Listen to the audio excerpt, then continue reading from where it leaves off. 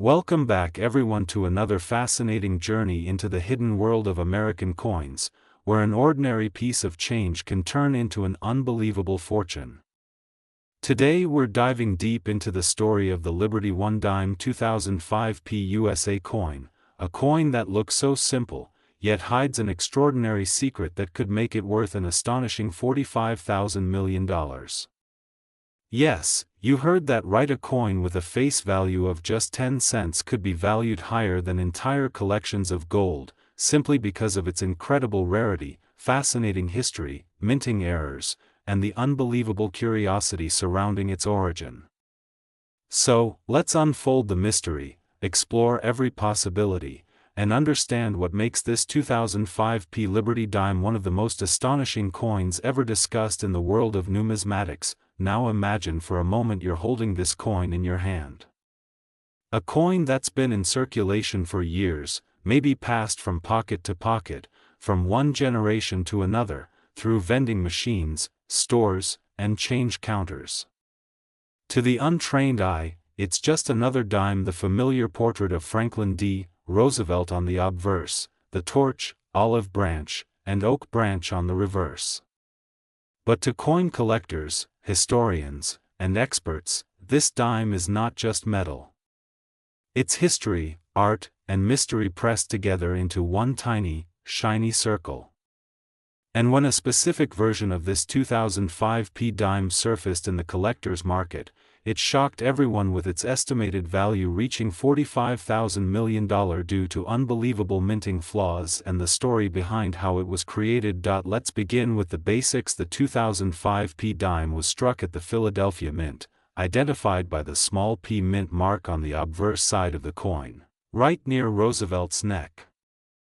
The Philadelphia Mint is one of the oldest and most significant mints in the United States, and in 2005, it produced hundreds of millions of Roosevelt dimes for circulation.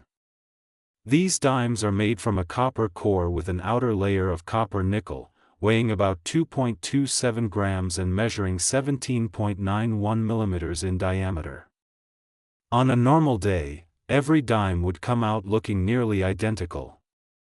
But every so often, mistakes happen, and those mistakes create coins unlike any other, coins that collectors dream of owning. The 2005 Liberty dime that gained attention wasn't just another error coin. It's said to have combined several types of minting mistakes, creating a perfect storm of rarity and fascination. Reports mention possible off-center strikes, misaligned dies, double dies, and even a mix of metals not typically used in dimes. Some experts have suggested that a few specimens were accidentally struck on experimental planchets that were intended for other denominations, like the 5-cent nickel or even an international coin blank used for foreign contracts. These unexpected production quirks can drastically change the appearance and weight of a coin, making it instantly recognizable and historically important. One of the most talked about errors from 2005 involves what collectors call a missing clad layer, where the outer copper-nickel layer of the coin is partially or completely absent. This exposes the reddish copper core beneath the surface, giving the coin a strange two-tone or even golden look. Such coins are incredibly rare and highly collectible.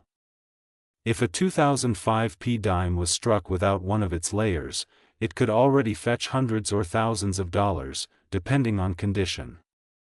But if this coin also contained other unique traits such as a double die obverse or reverse, or a mismatched planchet, it would enter a category so rare that its theoretical worth could climb beyond imagination. Collectors are captivated not only by the physical beauty of coins like this but also by the mystery of how they came to be.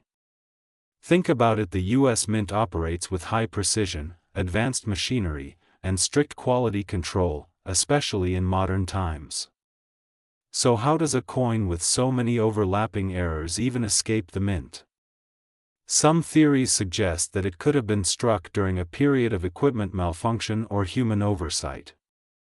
Others propose that a few coins with experimental properties may have been struck intentionally as tests and then accidentally released into circulation.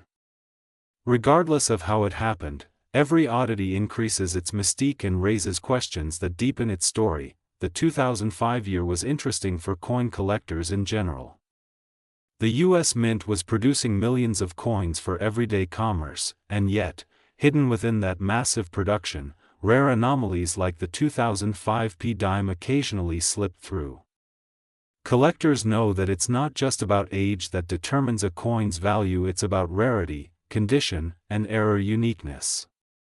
A brand new coin can outshine one that's a century old if its production flaws are rare enough. And that's exactly why the 2005 P Liberty dime has become the subject of fascination for so many experts and enthusiasts around the world. Now let's go deeper into the possible types of errors and how each contributes to value. The most dramatic are striking errors when the coin is not properly aligned during the strike.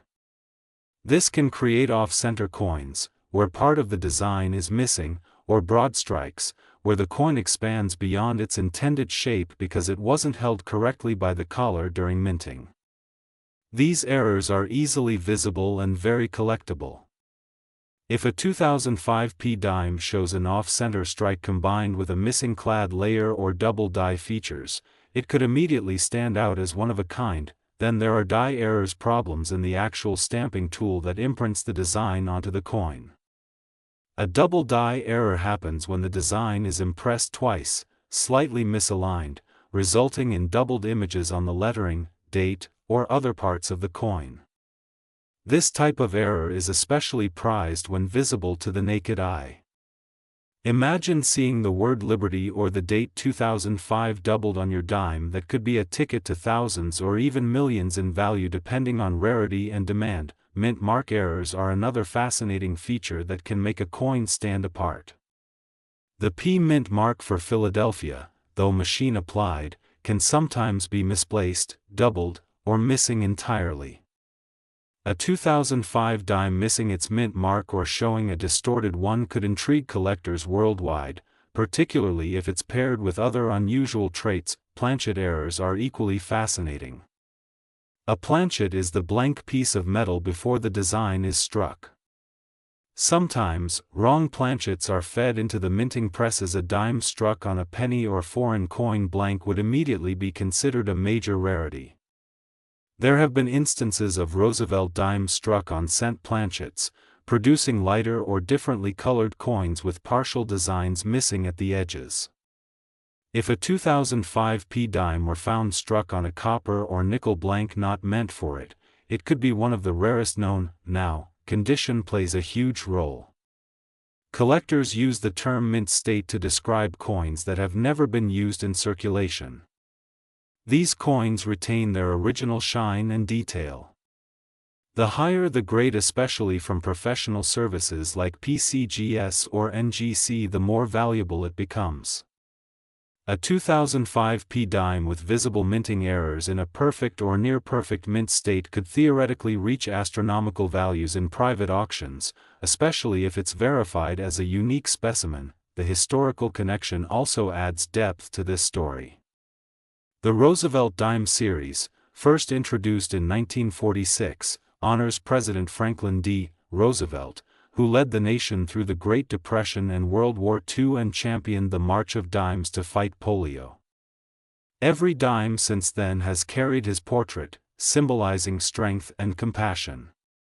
That symbolic value, paired with modern rarity, gives emotional weight to coins like the 2005 P dime. They're not just pieces of metal, but a link to American history. Let's imagine how this particular coin might have traveled. It could have been minted early one morning in Philadelphia, one coin among millions, struck by a press that was slightly out of alignment. Perhaps the metal blank used wasn't the standard composition. Maybe the dies used to stamp it were worn, cracked, or even mismatched. The coin dropped into a bin with others, indistinguishable to most, then sent to banks, grocery stores, or vending machines. Decades later, someone emptying their change jar notices something strange: a shimmer, a color tone, a faint doubling on the lettering. They take a closer look, and that's when the discovery begins.